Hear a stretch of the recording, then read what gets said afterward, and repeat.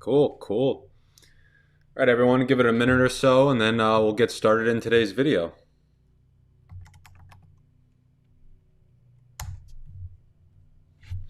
All right, everyone, just going to give it another 30 seconds or so, and then we'll get it started here.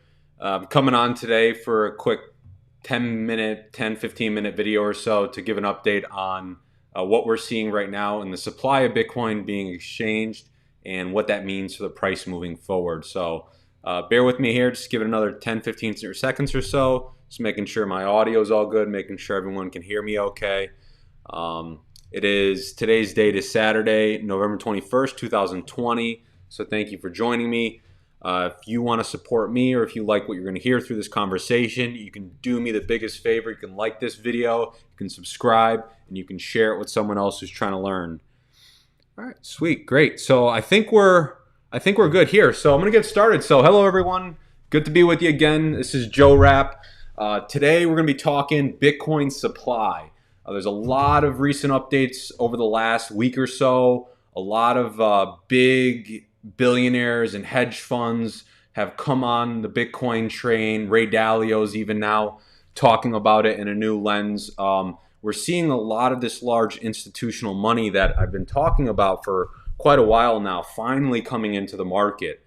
But one of the unique things we're seeing right now is that the supply of Bitcoin is becoming more scarce. And as you'll learn through this conversation, I'm going to walk you through a few different charts and also a few videos of this last week's updates to show you how the amount of Bitcoin that people are willing to sell is starting to diminish. And what that means is that there's going to be less Bitcoin on the market for people to buy at the same time that we're having a lot of large billionaires, banks, and institutions coming on board. And I think that this is going to propel the price above the $20,000 all-time high and will lead us to price discovery. So let's just get straight into it. Again, if you're joining me here today, if you haven't been following all this updates, what you can do is you can subscribe to my email newsletter. You'll find the link in the comments. You can also get one-on-one Bitcoin coaching from me for my Patreon. You'll find that in the comments. And then I've also left a few links in the comments where you can learn how to buy Bitcoin on Cash App. Definitely one of the easiest ways now. And you can also dollar cost average by buying Bitcoin with Swan Bitcoin. So dollar cost average means you're buying every week, every month, every 2 weeks. So you're always averaging your costs, your average buy price of Bitcoin lower. But let's just get straight into it. If you have any questions at all during this time, again, the comments are open. We're streaming across 4 different platforms right now, so just leave a comment. I'll answer it right as we get through it. Please use me as a resource over the next 10 minutes or so. That's why I'm doing this. That's exactly kind of what I'm here for. All right, so let's get to it then. So here we are. I'm going to switch over now. We'll start by taking a look at the price of Bitcoin. This is no surprise. I've shown this chart a few times now. So Bitcoin is still hovering around $18,500. It's not far from its all-time high of $19,600. So we're right on the cusp of breaking the all-time high, the last all-time high of Bitcoin. Last time Bitcoin reached its all-time high was December of 2017. So this was 3 years ago at this point. And over the last 3 years, as you can see, Bitcoin has consolidated down almost 90%, and we've come into this accumulation period throughout 2018, and then coming into 2020, that's what really started to propel the market back into an uptrend and what looks like is going to be the start of the next bull run here. So again, Bitcoin's price still hovering around 18,500, but the latest news with this price comes with the supply of Bitcoin. Max Kaiser tweeted this chart that shows the amount of Bitcoin. There's a Bitcoin shortage right now on the exchanges. So what you can see from this chart here is that these different colors in the chart represent the different Bitcoin exchanges. This black line represents the price in Bitcoin. You could see the price of Bitcoin over here. $10,000 is here. $800 is here. This is years. And then this is the amount of Bitcoin on the exchanges. So as the colors start to increase, what that means is that there's more Bitcoin being deposited into the exchanges for people to buy and sell. And you'll notice the peak of the amount of Bitcoin that was on exchanges was actually just at the start of this year, 2020. But ever since the start of 2020, you'll notice there's been a steady, sharp decline in the amount of Bitcoin that is on exchanges. What this indicates is that people are purchasing their Bitcoin and they're sending it off exchanges into cold storage. So what does that mean? That means that people are getting in, they're buying their Bitcoin, they're sending it offline, and they're storing it securely for the long term. So we are right now in what we're witnessing right here by this chart is that the people that got in early on Bitcoin, the ones that have been purchasing Bitcoin, have been dollar cost averaging, have been buying on Cash App. They've been storing their Bitcoin now securely offline, and that means that there's going to be less Bitcoin to be traded. Now, when this happens, when there's a supply shock like this, there's less Bitcoin to be traded, you start to see a massive increase in price. And that's simply because of supply and demand. This is economics 101. So this is happening at a time where we are now starting to see a lot of people start to get in. This is an article that was written by Cointelegraph. It says Bitcoin's shortage is real and PayPal is the cause. Pantera Capital claims. So PayPal, as of a week and a half ago, announced that they were integrating Bitcoin buying, selling, and payments into their application. So as of a week ago, PayPal started to integrate Bitcoin services into their company and into their software. This exposed 350 million people now to Bitcoin who weren't exposed to Bitcoin before. So now what PayPal is doing, because PayPal acts as an exchange now, PayPal has to buy a massive amount of Bitcoin in order to allow its customers to buy and sell it. The same thing with all these exchanges. So all of the exchanges that you see here, right here, they either have to buy the Bitcoin, they have to mine the Bitcoin in order to sell it to their customer base. So they're always trying to accumulate as much as they can. But now we're seeing PayPal and a lot of these larger institutions come on board now that are now, they're buying up all of the newly minted Bitcoin, all of the new supply of Bitcoin. This is what's leading to this shortage in Bitcoin right now. So when you hear a shortage in Bitcoin, it doesn't mean that there's not enough Bitcoin to go around. It doesn't mean that there's no more Bitcoin. It just means that there's less Bitcoin that people are willing to trade. And when that happens, price will increase quite significantly. And that just means that people are going to wait until Bitcoin achieves a higher price to sell their Bitcoin. So, this is something that I've been talking about quite a bit. I've been trying to get people on board this year because this is one of the last years. We're right now in this moment where it's one of the last moments that you can front run the banks, you can front run private equity, you can front run all of these individuals that added to the financial terrorism and stuff we're seeing in the current global financial system.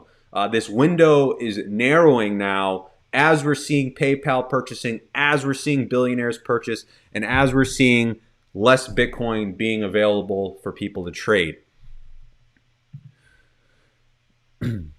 One of the other significant news updates that happened this week on why the price is increasing of Bitcoin is that I'm trying to explain to you that the billionaires are on board, the banks are on board.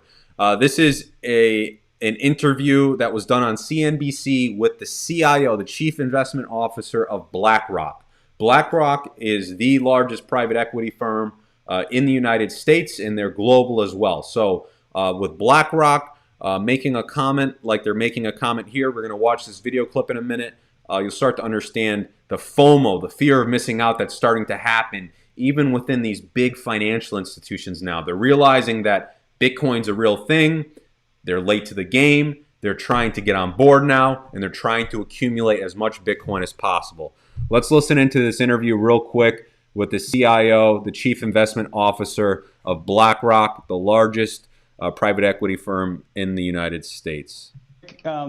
Before you go, you had alluded to the distinction between what's happened with the price of gold and Bitcoin. And you said that you think it's moving towards Bitcoin. Is that a long-term trend? Does that mean you're a Bitcoin bull? I asked because we had talked to Jamie Dimon earlier this week, who, despite JP Morgan supporting crypto in a very big way, and actually Bitcoin to some degree, on Bitcoin itself, he seemed to think it's still very possible if it ever really reaches escape velocity, and maybe it's getting closer as it passes $18,000 per Bitcoin, that the government actually would try to regulate it. So, Andrew, I mean, I think, listen, I think cryptocurrency is here to stay. And I think it is a durable, and you've seen the central banks that have talked about digital currencies. I think digital currency and the receptivity, particularly millennials' receptivity of technology and cryptocurrency is real. Digital payment systems is real. So I think Bitcoin is here to stay. I think, am I a Bitcoin bull? I mean, I don't do a lot of it or virtually any of it in my portfolios, my corporate portfolios, my business portfolios. But do I think it is probably, it's hard to say, is it worth the price it's trading at today? But do I think it's a durable mechanism that do I think will take the place of gold to a large extent? Yeah, I do, because it's so much more functional than passing a bar of gold around. And by the way, the way you can track. So you just heard the CIO of BlackRock admit that he thinks that Bitcoin can overtake the market value of gold. Okay, so he didn't say he has it in his public or his company portfolios, but you just watched him now they're starting to understand, and he just admitted on public air that Bitcoin can take the place of gold. Now, gold's market cap overall is $7 trillion, I believe. It's in the trillions. And if Bitcoin was to overtake the market cap of gold, we're looking at roughly a $500,000 Bitcoin at that point. So now we're seeing these large, big banking institutions, these investment institutions, waking up to the fact that this is real and that they need to start accumulating because they need to stay competitive in the globe right now and for their financial services. So again, perfect opportunity. I wanted to come online today to just explain to folks what's happening right now. If you were someone that was sitting back and thinking, I'm going to buy the dip, or, I've been hearing about this for a few years, I'm going to put it off for another couple months to learn more before I get involved. The time is now. The time is now. We're starting to see this pendulum shift happening very quickly every single day now. And why is this happening? Why is private equity? Why are the banks interested? And that's because of the risk of inflation right now. So this chart is so this is from the Federal Reserve Bank. This shows the money supply as a percent of GDP. So here you'll see in the gray lines here, these are recessions. So this was the 07-08 housing crisis. You'll notice ours for the 2020 depression is going to be popping up here in the coming years. We'll be seeing that. But what you notice here is that the money supply. So how much dollars are being created at once by the Federal Reserve Bank, right? Because the Federal Reserve Bank creates money. This hasn't always existed, but the banks ever since the 70s and stuff were allowed to create money.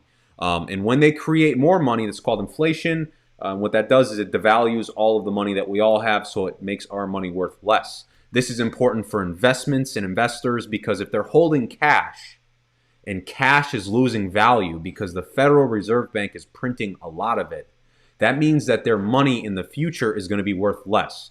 So investors and pension funds, they don't like this. They like to hedge against that, to hedge against the risk of inflation. Here you'll notice after the last housing crisis, we had a large increase in the money supply. This is the quantitative easing that we saw as a reaction by the Federal Reserve Bank. So they were printing money to try to get us out of it. But look at this sharp incline here. This is the 2020, the depression of 2020 that we're seeing. These are still the early stages here. I like to tell folks, we're in the first, maybe going into the second inning now of this thing. If you thought that at the end of 2020 it was going to be over, this is a multi-year process that's happening here.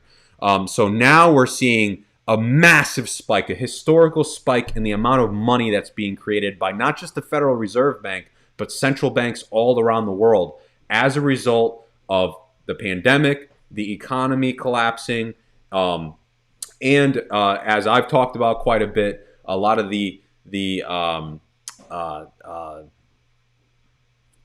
the system's done. At the end of the day, that's what we're seeing here is we're seeing inflation in the dollar, the end of the dollar, and the transition to a new reserve currency. So this chart is exactly why now the CIO of BlackRock is racing to buy Bitcoin, why all the banks are racing to buy Bitcoin, and now you're going to see governments racing to buy Bitcoin.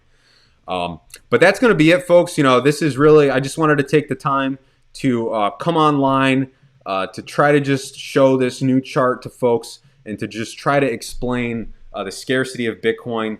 We're going to see this pump up a lot faster than folks realize it's going to happen, and it's all because of supply and demand. Right now, again, we're seeing the supply of Bitcoin shrinking for the amount that people are willing to sell at the same time that we're seeing a lot of the large institutional players coming on board.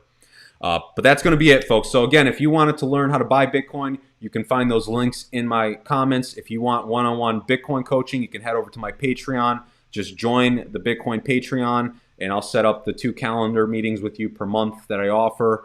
And subscribe to my email where you'll get a lot of this updated crypto content and all of my content.